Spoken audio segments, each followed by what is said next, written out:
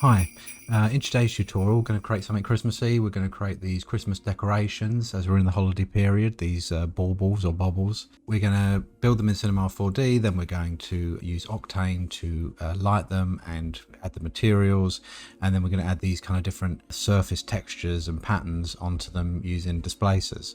Please like and subscribe and let me know if there's anything else you're interested in seeing in these tutorials, and let's just get into it.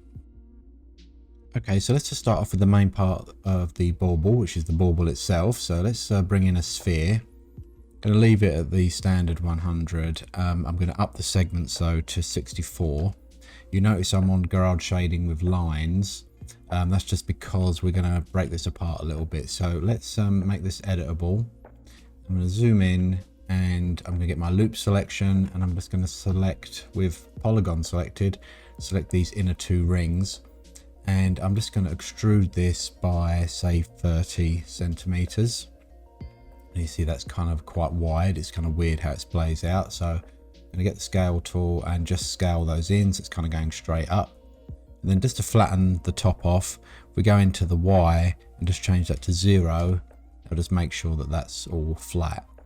Now what I want to do is select the line tool, and then I'm going to get loop selection again and just select this bottom ring, and then I'm just going to pull this up. This will give us a little bit more of a graduation into this kind of bit that's coming out the top. Now with the sphere selected, I'm going to hold down Alt, press subdivision surface, and that just kind of smooths everything out nice. And that's the main part, that's the bauble. Okay, so let's now create the more interesting part, which is the topper, which is a bit more complicated, but it's the more interesting bit of this model. And then we'll come back to the bauble and do the patterns on it in a little while. So let's just call this bauble. And I'm going to bring in a cylinder. And we want to give it a radius of say like 25, height of 30. Height segments, I want them to be 4. And then rotation segments 16, and that's important, and you'll see why down the line. So 16 segments. We're going to make this editable. I'm going to come in here with my polygon tool. I'm going to get my loop cut. I've got it here in my shortcut menu, but you can find it up here under mesh cut. They are loop path cut. Okay, I'm just going to make a little cut there, and then with those polygon tool still selected and the loop tool selected, I'm going to select that inner amount and just bring these up. And this is so when we put a subdivision on later, we've just got a nicer curve on there.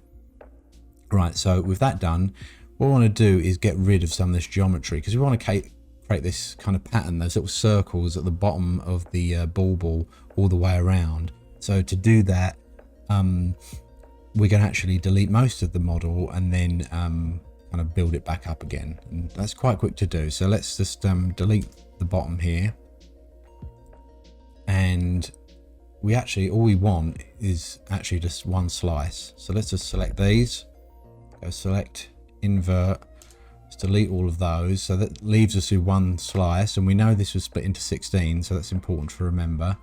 Let's select the bottom one here, and I'm just going to shrink this a little bit, maybe by like 10-15%. Okay, so it's given us a bit of a pattern. And what I might do is pull this out a little tiny amount and select my spline selection. I'm going to pick this bottom one, pull that out maybe a little bit more. Okay, and just to show you kind of how this is going to work, with this cylinder selected, let's hold down Alt and add a cloner. And we want this to be a radial cloner, radius of 0. You can see now they're all put together. As I said before, remember we've got 16 slices, so I want to add a count of 16 here. So that, see, now you can see we've got that kind of splayed pattern at the bottom. So the advantage of this is that if I just hide our cloner, we can go and select that bottom polygon.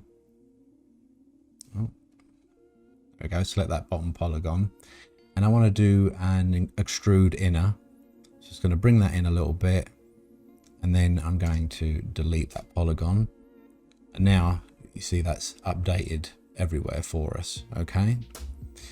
Right, now this obviously needs a bit of depth, a bit of thickness to it. So we are going to do a couple of things to do that. So at the minute it's made up of 16 separate pieces. So we need to connect those so that Cinema recognizes that, oh, this is one model. So we can do that by holding, clicking the cloner, holding Alt, and then we want to go up here and get a connect object. So I'm in R23. I'll probably be in a different place if you're in R22 or below, but get the connect object. And what that does is just connects all these parts together. So it recognizes it as a single object. And if I get a subdivision surface and add that to that, you see at the moment it's recognizing it as one object. If I turn that connect off, you see it's not connecting them together. So see, that's just connected all of our parts. So that's nice. Okay, so let's bring that out. We don't need the subdivision just yet. So we want to add some thickness to this. So to do that, I'm going to actually, with the connect object selected, hold down Alt, and we're going to get a cloth surface. And subdivisions, we're going to say 0. We don't want any subdivisions. And then for thickness, we're going to say like, I don't know, let's say 5. Maybe that's probably too thick. Let's say like 3. Okay. And then if we hold down Alt and add that to a subdivision, so now we've got actually our nice kind of three-dimensional pattern. We could actually even make that thickness a little bit less, so probably something like 2 would be good. Okay, now you see we've got this kind of stretching at the top here, this kind of little pattern. That's because we're currently, if we go to display, Goran shading lines, everything is going straight to the middle, straight to a point. So we're going to do a couple of things to get rid of that, to kind of square it off, so it's kind of a cleaner mesh, and then that's going to actually help us add the little kind of loop on the top that the hook is going to hang from. Okay, so this is a technique I picked up from the Rusted Pixel. He is a great artist. You should check him out on Instagram and his YouTube channel. I will link that above and link his Instagram below. He does these really short tutorials on Instagram, and I found this very useful for doing this structure on the top. So what I'm going to do is take our connect object, and I'm going to say, right, object, current state to object. So that just kind of flattens all this down into an actual bit of geometry. I'm going to hide our connect object in case I want to go back to it later. I'm going to turn off our subdivision surface. And now we've just got our connect. I'll turn off the cloth surface. So we've got our connect here. And what I want to do is actually delete these inner parts. So let's delete those. And then we're going to go up to mesh. I'm going to add, I'm going to say close polygon hole. That just fills that hole, obviously with currently one n-gon in the middle. And we're going to use this to make some cuts. So with that selected, let's get the knife tool, and I'm saying visible only, and I'll say restrict to selection, so it'll only make cuts within this yellow area. Now, most important thing here is I want the first 2 cuts to be kind of across the model, right? So we've got kind of a line going straight down the middle, all right? Or, you know, a space going straight down the middle with 2 lines either side. Let's do the same the other side. And what we're doing is we're doing this so that we haven't got a ton of triangles in the middle. We're actually, everything is made up of quads. So let's just add on another line here, another cut here. And then we can leave here because this is made up of 4 sides. We've got 4 quads, so or 4 sides to our quad. So now we've got this nice clean top to our topper, right? Right, okay, so what I want to do is, with that being done, I'm going to bake in the cloth surface, so adding the thickness to it. So I'm going to, with that selected, go to object and then say current state to object again. And if I wanted to, I can bring this down the bottom and hide it, and then I can just group these and maybe say, oh gee, there are original parts. And there's our connect object. Right, So what we want to do is add on to this kind of a little little loop that our hook is going to hang on to for our bauble. So to do that, I'm going to create a tube. Zoom out a bit, it's very big. And our tube, we just want to give it a height segment of 1. And let's just say the height of like 40. And then I'm going to rotate it through 90 degrees. And then scale it right down. Now what I want to do is I want to have this kind of lined up with that topper. We need these two squares. This is where we're going to connect our topper to. So I need to rotate it that way. What's minus 55? Let's look at that from above. Let's say so minus 56. It's pretty much on. Okay. So what we want is this tube. We bring this up. See, I want this tube, this loop to connect to these two squares here. So if I get our connect object and delete those, just to show you kind of where we're trying to connect to. So with our tube, let's maybe make it a little bit smaller. So this is what we'll give it an inner radius of like 9 and an outer, I think, yeah, maybe like 16, something like that. And then let's bring this down and make this editable.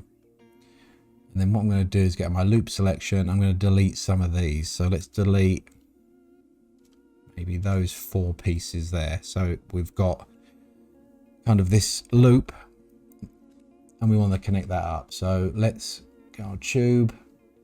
Let's bring it down so it's kind of pretty close to the edge, right? And for us to be able to connect these sections, we're going to need to make this one object. So let's bring the tube down. Let's select both the tube and the connect object. Let's go to object, connect objects and delete. Obviously, if you want to save both, you could do connect, I think, yeah, connect objects, and then it will create a connect object and save you your originals. But I think we're fine for this. So with that selected, let's go to our kind of line selection or edge mode. And I'm going to get loop. And I'm going to select these 2 sets of edges, these 2 loops of edges. And then I'm going to use this stitch and sew tool, which you can find up here, mesh.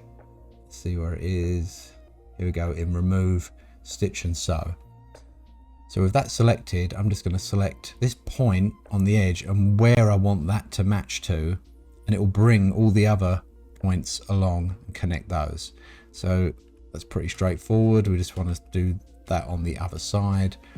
So let's get that edge tool, select a loop here, and then get stitch and sew, bring that down. Now that's connected. Now if we put on subdivision surface, you see now that's like a nice smooth like connection that has to that, right?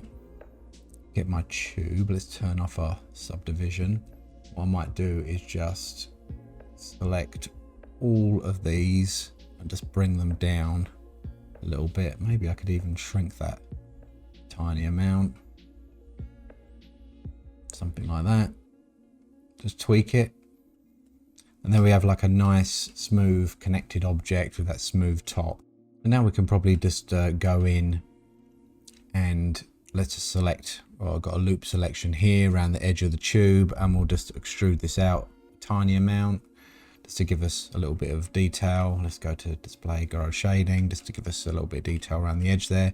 And now we can add this onto our bauble. So let's bring our bauble back in, and let's just call this topper. Let's bring this up, shrink this down,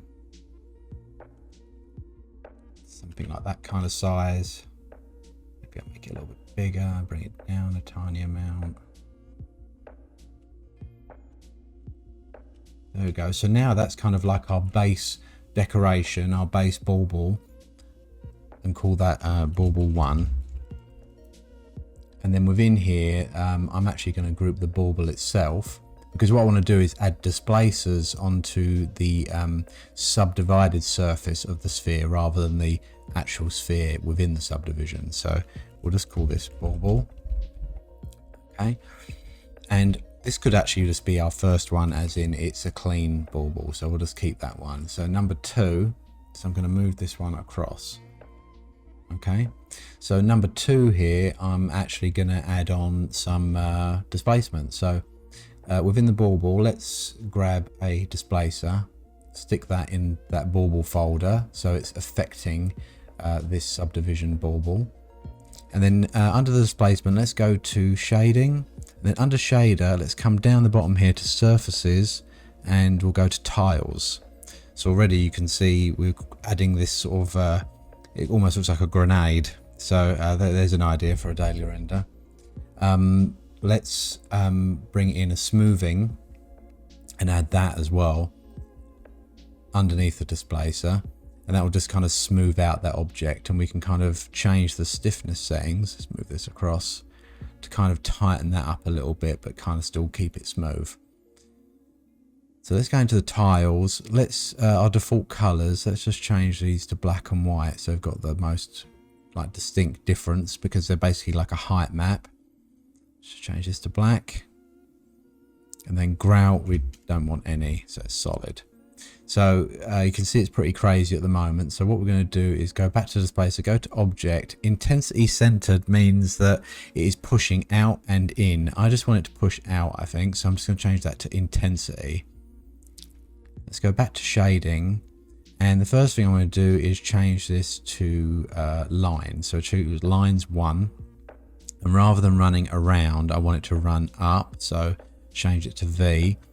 And then it's also the very wide line, so we can change our global scale. Let's change this to like 30% maybe. Let's go up again, and then under object for the displacer, let's change the height. Let's maybe make it like 4. Yeah, okay, so that's better. Now obviously we've got these lines going all the way to the top and the bottom, which I don't want. So we're going to use a fall off to affect that. So with the displacer selected, let's go to fall off, and I'm going to pick a box field. Okay, you can see the effect that it's having already. What I want to do is extend the edges but not the height. So let's maybe make this just over the top. Let's make it 200 by 200, and then you see our height of 100. So you can see where it's smoothing out to the top of the bauble and at the bottom, so we can change that. Let's go to remapping. I'm going to change this to curved. It gives us a nicer look, and then I can also change this inner offsets to kind of bring it up if we wanted to, but actually where it was, not that bad. I'm going to set these little traffic lights to red so it hides it. We could say call it done on bauble 1. Maybe we want to make those lines tighter, so let's go back into our displacer, to our shading. Maybe we want to go down to like 20. So that could be our bauble 2. So then let's have a number 3 where we can adapt this one. So let's move this guy over here. Then bauble 3, what do we want to do? We want to take something like these lines and actually make them spin around. So we can do that by adding on a twist. So let's get got our displacer there, I've got our smoothing. Let's add a twist, drop that in. Let's rotate that, and you can see what we're doing is we're just twisting that bauble object, because it's only affecting the bauble, it's not affecting the topper. So then we can get quite easily, we can use this our same effect that we created, and we've got a completely different pattern. We can double click on the traffic lights there to hide that. So we've created that one. So now let's create another one. Let's create 4 in all. So let's go here, let's duplicate that. We'll call that 4, and this is number 3. Oh no, that's 3, that's 4. Yeah, whatever. Okay, I'm just going to do this one at the front. Okay, so another thing we might want to do is we go to the displacer. Let's turn off the twist for the moment, and maybe, obviously we've got the shading, got the tiles, and here you can, you know, we could go through, we could pick any of these kind of options that we've got, these hexagons, you know, get some dots on there, maybe like some circles. Let's go have a look at that. That looks quite cool. We could change this bevel width to 0. Maybe want to up the size. Oh, okay, so that's actually affecting. Let's change that.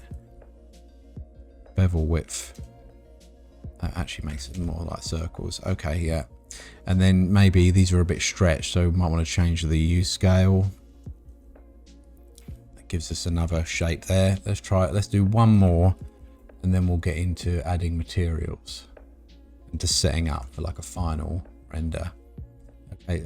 Oh, and another thing we could do is you could also add that, obviously add that twist back on, and that could give you another pattern. That's 2 overlaid.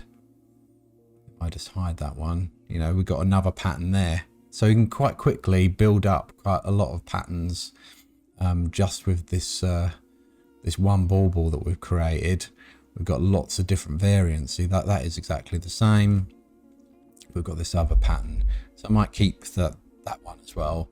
And then our final one, what we could maybe do is get rid of the tiles, and maybe instead of tiles we want to use a noise. And then maybe we'll make this like higher. Let's change the shading. Let's make this like a bigger scale. Maybe we'll up the cycles, and you know, you could pick one of these kind of noises. So you could pick something pretty crazy, maybe something like that. You could up the contrast. So you can do any sort of like something like that. And then maybe we could twist that, so you could get another pattern like that.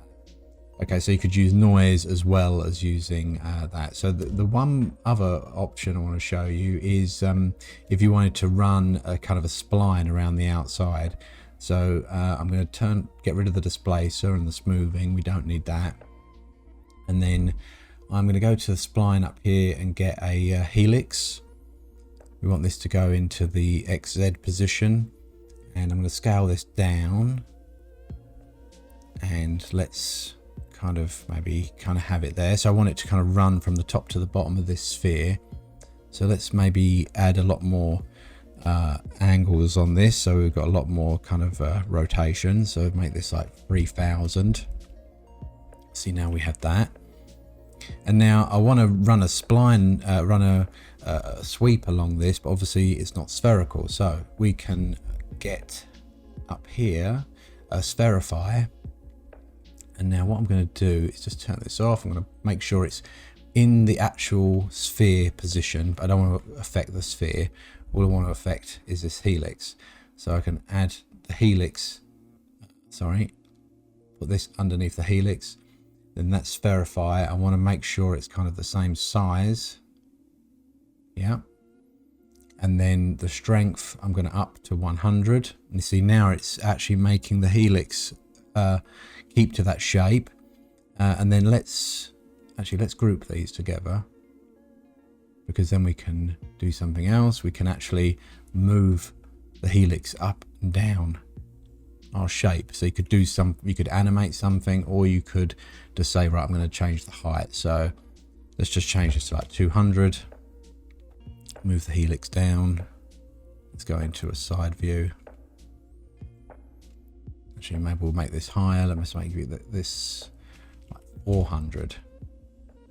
And you can see there we've got this shape now that is keeping to the sphere, and we can select our objects and say our group and go current state to object, delete. Now we've got this helix that is the right shape. Bring that into our bauble, and let's run. We get a sweep and a circle. Make this like 1, and then we'll run that along the helix. Oh, sorry, circle first, and then you've got a spline running around the circle. So that's another pattern for your set of baubles, basically. So you can kind of, with this technique, you can kind of have quite a play with how this would work. Now, the only other thing I'll probably do is add a hook on the top, and the only and then a string. But to do that, all I would probably do is create a rectangle, maybe make this like 50 by 100, add some rounding, maybe make this like 50 and like 40, make the editable, have the spline unclosed, and then you see you've got, that's your little hook shape, and then you could just have a spline hanging from the top of this and just apply that to those. So what I might do is just do that, stick that on all these, set up a scene, and then we'll actually just kind of do the textures for each of these objects.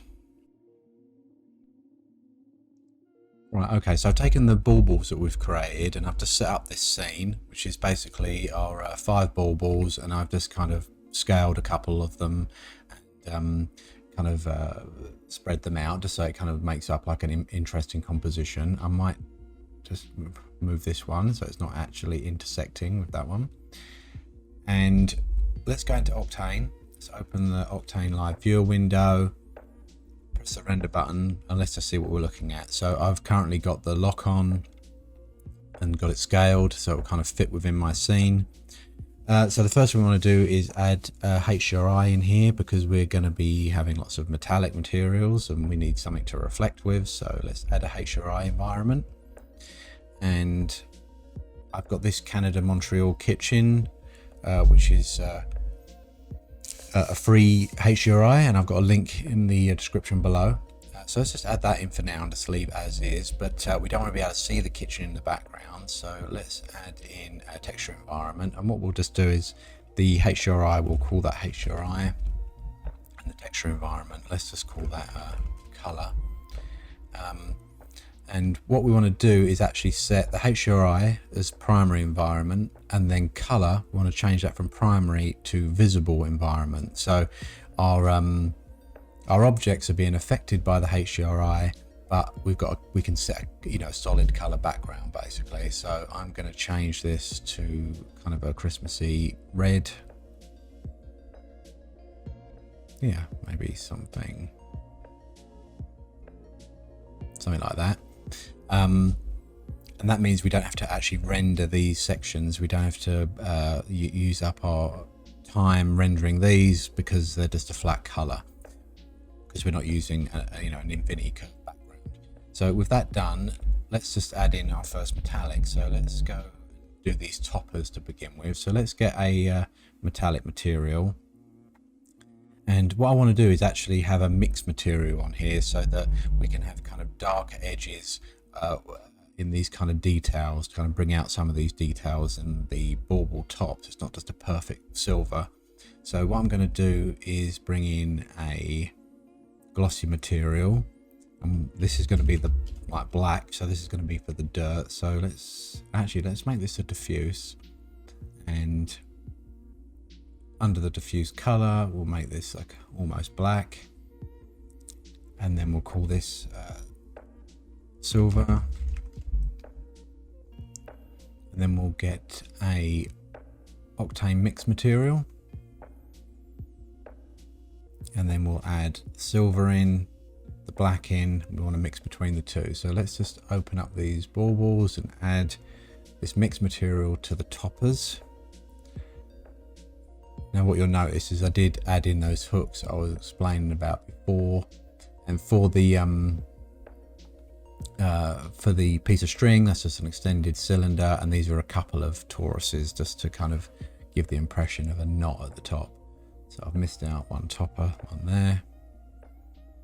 Okay, so with the silver, what I might do is go in and just bring the roughness up a tiny amount, something like that. And let's go into the mix material, go into the node editor, and at the minute we've just got this float, which is the amount, which, so it's just a 50-50. This 0.5 is a 50-50 split, so we can just go between black and silver. But we don't want that. We want to delete that, and we're going to use the dirt node. Bring that in as the amount. And then what we want to do maybe is up the strength, the details, then this radius, and you can see where that black is starting to extend. So let's I'm just going to copy my camera, and this will be like my detail camera. So I'm just going to take a look close up. So you can see now on these edges, it's bringing in that black. You can change the spread, you can change the distribution, you know, we can have a play around. Yeah, something like that's good. And then I might bring in a little bit of actual bump roughness. So let's go to the silver again, go to bump, let's go to plugins, let's add a noise. That's probably a bit too much. Go to UV transform. Actually, maybe I want to take this down quite low, like that. And then I want to up this gamma to kind of pull up contrast, gamma, so we can slightly, there we go. So see, we get some slight material in there. I'm going to change this aspect ratio and maybe make this like 0.5 in the Y. So extend it up. So just see we've got a few little bumps, something like that. So it just gives a bit of extra interest in there. We could change this to turbulence. You know, you could just have a play. I think maybe that purling was probably better.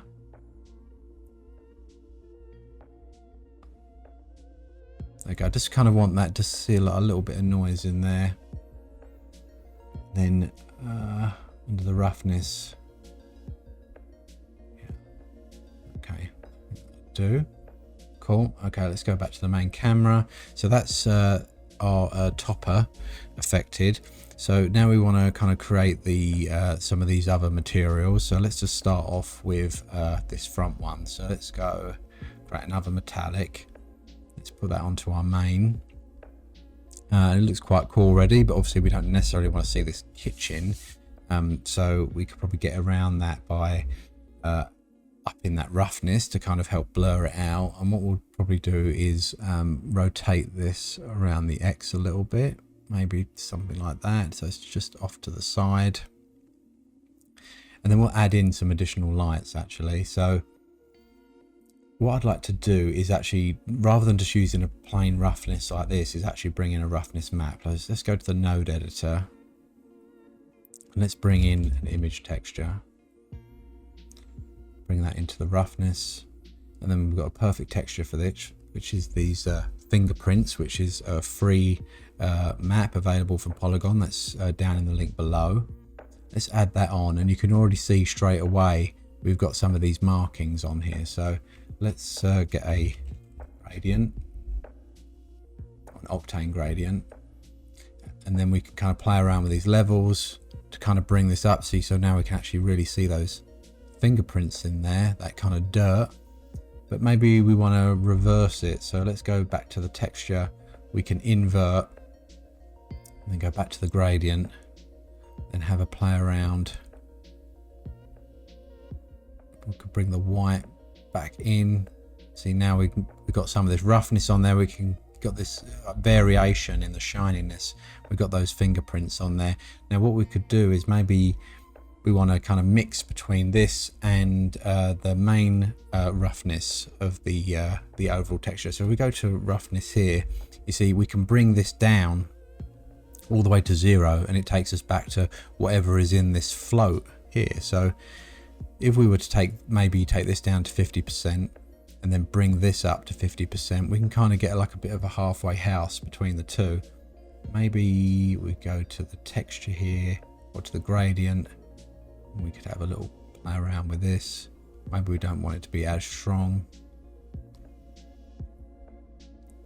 Be something like that. So we've got, it's a bit more subtle. Yeah. Back to this roughness, and maybe I'll up this a little bit. Maybe bring this down. So we've just got kind of a hint of that. Then under the specular, I'm going to change the color from a black to kind of a very light orangey yellow. And that gives us this kind of nice gold color. Okay, so let's file save this. And I want to add in another light because it kind of looks a bit bland at the moment. So let's, with nothing selected, I'm going to say Objects, Lights, Octane Targeted Area Light. And then we're going to move this light around. See, our target is right in the middle here. Maybe we'll change it to here, so it's in the middle of our scene. I'm going to move this light around. Because it's a physical light, if I increase the size, it will get brighter, so we can offset that by toning it down here. Okay, so maybe we want to bring in like a light here, like that. And then I'm going to copy that and maybe put one here as well. So we've got this shine right up front, but it's not necessarily a bad thing. Maybe we'll bring this up higher. And I might put one behind. It's like a, almost like a rim light or something, I guess. And this one, I'm going to go to the light tag, take the opacity right down so we can't see it. Let's up that down a little bit. Okay, right, cool. So that's that kind of set up. Actually, might put a bit of light in here. Just rotate this around. Where is that? Oh, it's high up, so I can bring that in. Obviously, this is where you can spend a lot of time playing around. I'm going to actually unlock back from that target and move it over here. I just want to light this one up a little bit. I mean, you could change the target to that particular object. There you go. There we go. Right, so that's that. So that's saved. Now we can put some colors on the other one. So let's just duplicate this. So we'll just call this one gold. And I think I'm going to do a mixture of gold, rose gold. So let's pick this gold. Let's go to the specular, and then we can make this more of a reddy sort of color. Get that rose gold. Let's apply that to, let's see what it looks like on this one. Maybe we'll apply it to this one here, and then maybe these two will make like red or green. So this rose gold. And then this one, we'll make this actually red. No, actually, it might not stand out that great from the back. Let's see what it looks like on the background. Actually, we'll put it on this one, and then we could put like different coloured stripes on there. Already white. So let's have that there. Maybe we'll make this one red as well. Okay, yeah, cool. I don't know whether this one looks right being in that color. Maybe we'll make that one like a silver. So let's copy that again.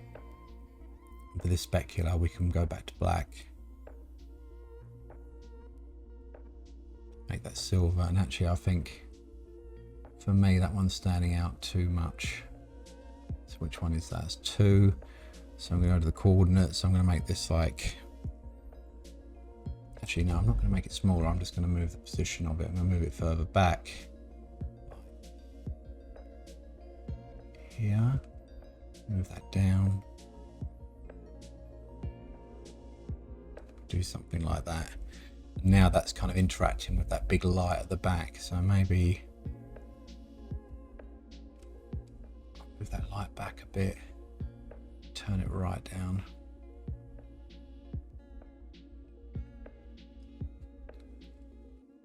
See what it looks like with the lights on and off here. I prefer it with them on. Okay, cool. So the only bits to amend here are the these top bits, these hooks and things. So let's go materials. Let's get a glossy material, and in the diffuse, we'll just make this like a kind of dark green. I think that's kind of ones that you get on a tree, and we'll really up the roughness on that. So it's like a rubbery plastic. And then I've basically created one hook, and then each other bauble has an instance of that in there. So we can just add that onto one, and it will affect all of them. So let's add that on. Actually, maybe I'll give that a little bit of shininess and maybe make that lighter. Yeah. Okay. And then we've got this string. So for the string, maybe we'll actually use the silver for that. Maybe it's like a bit of metal thread. Okay, cool. So then that's all our baubles. And actually, now I'm looking at it, that is probably too dark for the mix there. So let's go back to our dirt. I'm going to tone down that strength. Actually, we'll bring that distribution down. This radius.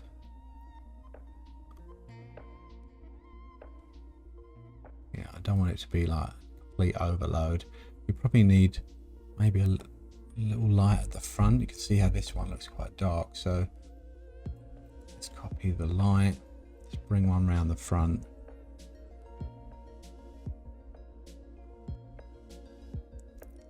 Then I'm going to go into a side view. Let's see where it is. Oh, there it is. Let's bring it down.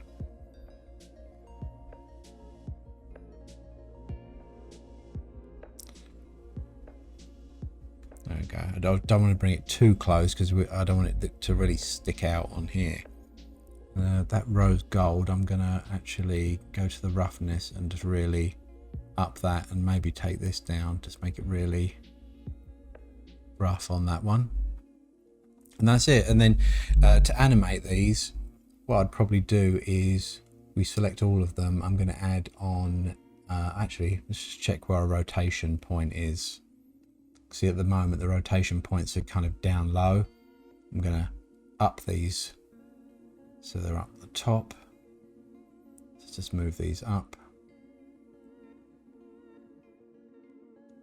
like that. Okay, and then what you could do is probably add on a under animation tags, we'll add on a vibrate tag. And then you could do a regular pulse if you want this to be a looping video. You could enable rotation, and then you could put like, I don't know, 3-degree rotation, maybe 1.5, so that's per second. And then that is currently doing nothing, so it's probably the wrong. Let's just change this to like 20 and see what it does. Okay, so it's doing it, rotating it left and right. So you could maybe have a little bit of that, or you know, you could actually have it rotating like this, so you can kind of get a bit of a swing on it. Maybe that's a bit too intense. We could maybe change it to like 3. And then if I make this like 4 seconds long, I'd want it to, if I had it 0.5, it would do, you know, basically 2 swings in 4 seconds.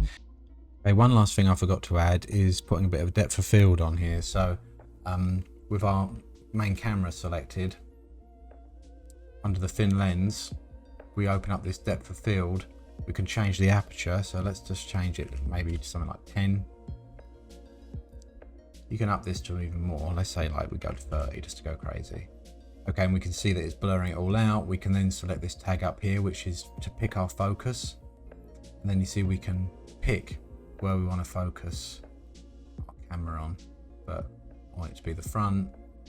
And that's probably far too much. So let's just change this to like 10 again, maybe even less than that, like 5. And pick our focus. Yeah, and that's it.